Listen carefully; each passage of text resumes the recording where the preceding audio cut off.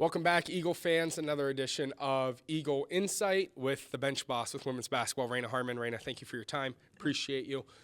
Finally get back at home, right? Finally get a home stand in front of the home crowd. What's that been like? Yeah, I mean, I love our home fans, right? I mean, they've been fantastic throughout our whole non-conference, even going into conference.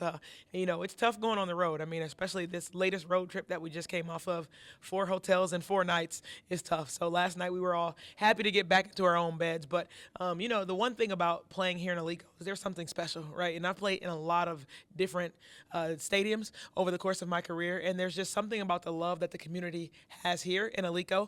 And not only that, they know the game of basketball, right? So they know when to get excited. They know when the right person's taking the right shot and when we kind of have that flow. And I think our team does a nice job of feeding off of our crowd. So I'm excited to be back home this week. Looking at this week's matchup, of course, you face Bellarmine on Thursday. What's practice been like this week leading up to that one, and then, of course, later on down the week? Yeah, I thought this week we've had phenomenal practices, actually.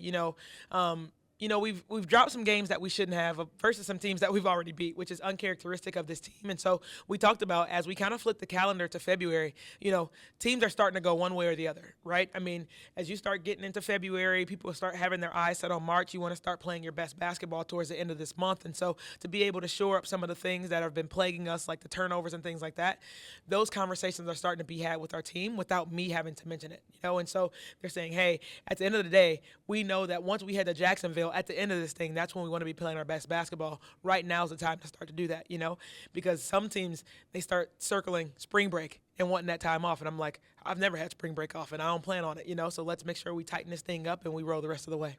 Nay Staten, one of your key contributors for this Eagle squad, leads the A-Sun in free throw percentage, but also just a dominant threat on the court.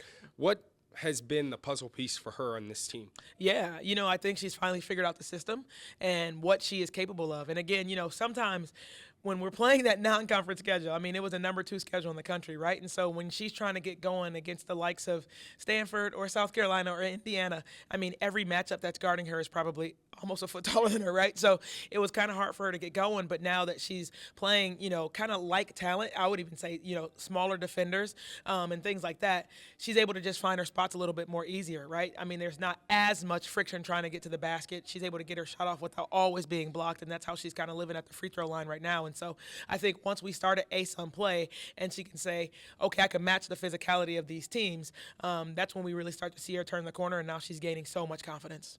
Month into ASUN play, month left, right, before March Madness and an opportunity to get to the big dance. What has that non-conference schedule really built? Was there any sort of discouragement playing these big teams in the locker room, or what was that like leading in? Yeah, that's the one thing that I had to just prep for when I put the schedule together is that, it's a big schedule, and if things don't go our way, we could lose some confidence at the end of it. And, so me and my staff, we were tasked with just keeping the confidence of our team, even if we were going to take our lumps along the way. You don't lose, you learn. Right, and I think we learned a lot, right? I mean, which is why we end up beating an ACC team like a Stanford, right?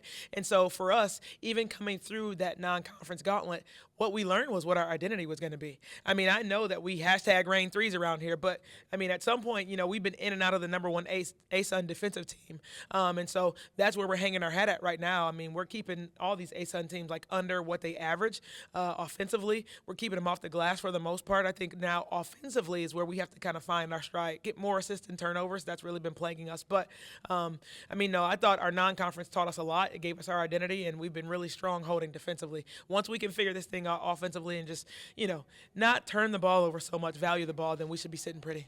Jordan Campbell, not one of those players that starts every single games, but just very dominant, shows her physicality out on the court. What has she been like coming from the bench and then lately getting a couple starts? Yeah, I mean, Jordan was coming from a walk-on position, right? And so, I mean, in previous years here, she pretty much been on the scout team. And so it didn't take me very long the first couple months when I got here to figure out she is one of the hardest workers on the team, right? I mean, it varies if she's the most talented, right? But at the end of the day, like, if you don't have to coach effort, you don't have to coach communication. Like, I'm going to roll with that any day of the week. And so I think coming in right away and showing her that I believe in her, giving her a scholarship really has paid dividends for our team because she believes in herself, right? And so, I mean, the thing is, we don't ask Jordan to come in and score anything. We ask her to defend. We ask her to go rebound. And night in and night out, I mean, that kid is scrapping on the floor. She's playing defense. She's communicating, and she's grabbing extra possessions for us. And so, just you really can't teach that grit. She just kind of wants to run through a wall, and she's like, if I need to distribute for everybody else and let them carry the scoring load, I'll do that. But one thing I know I can do is seal extra possessions for my team. So I've really been honored by her presence, and bringing her off the bench. She's that great spark that we need. Coach, thank you so much for your time. I appreciate you. Right here at Alico Arena starting Thursday, 7 o'clock against Bellarmine. Catch them in action and get your tickets today.